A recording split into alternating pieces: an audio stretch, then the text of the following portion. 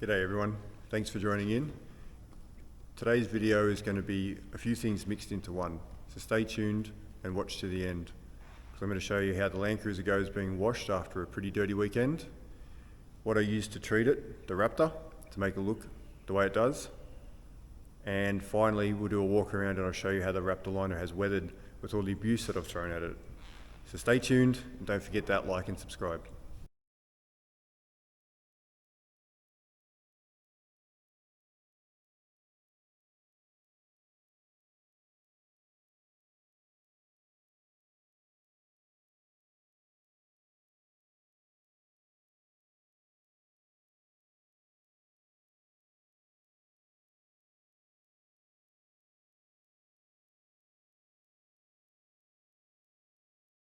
Saturday afternoon, empty workshop.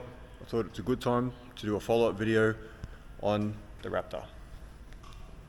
Wash the car, just about to do some treatment. So I'll do a good before and after on that.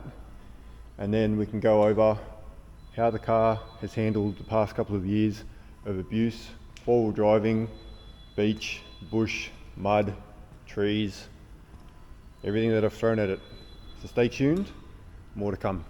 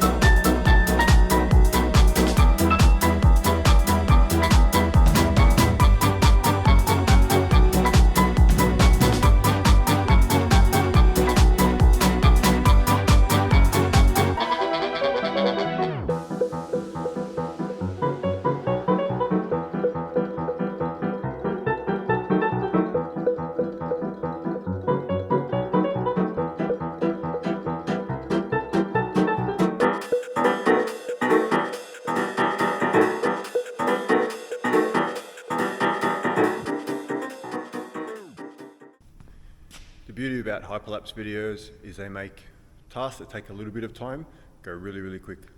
But here's the end result.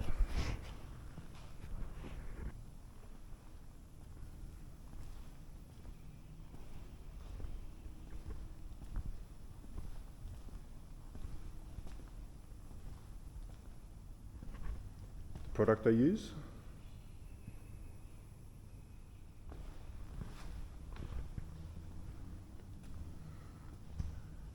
A little bit added on the back window.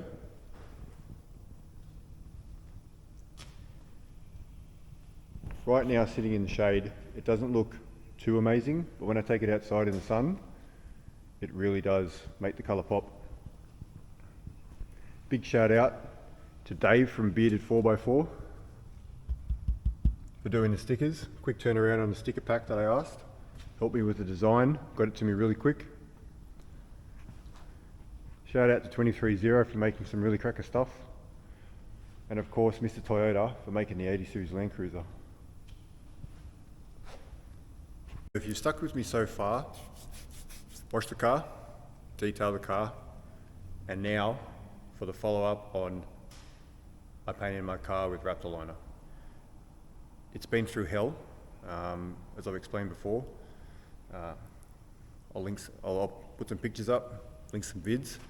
But now we'll get into some close-up of how the Raptor Liner's weathered. Bonnet, pretty good. In all honesty, I'm really happy. It's taken a lot of sun. I don't think this flare and another flare, they're not original. Actually, most of my flares have had to be replaced. I lost an indicator in the bush. I have put the side steps into a few spots here, but this side's come through pretty well. There's a few little bits where I wish I painted it a little bit more.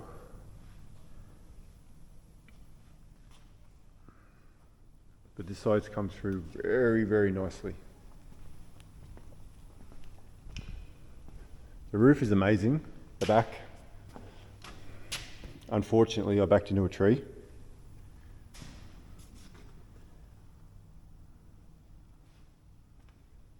Now this side here,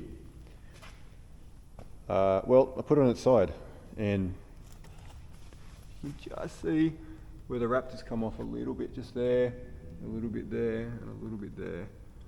There's a little bit back here that's sort of chipped away. You can just see inside, but I'm not too fussed about that. I think if I do decide to do any touch-ups, those are the spots I'm going to get. Up the top, everything's pretty good. Like a few little spots there where I bumped it. The doors are great. The doors are really good. They've taken so many scratches and trees, and somewhere, I don't know where, Mila unfortunately ran into a tree stump. I'm trying to find where it was. I've lost a little paint down here.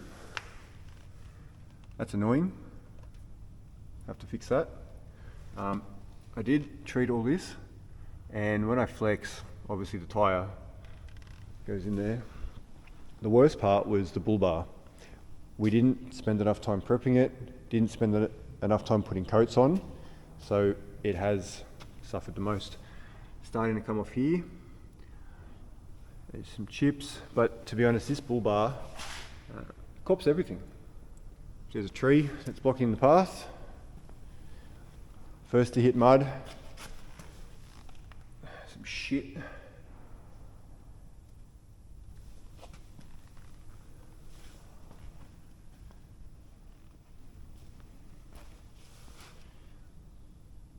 So yeah, the next project's going to be the bull bar is going to come off and it's going to get resprayed. Is it going to be black? I don't know. All in all, the Raptor Liner's held up extremely well. This colour has weathered quite well.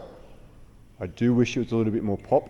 As you can see, when the sun hits that corner, I'll take it outside now and I'll show you what this looks like under full sun.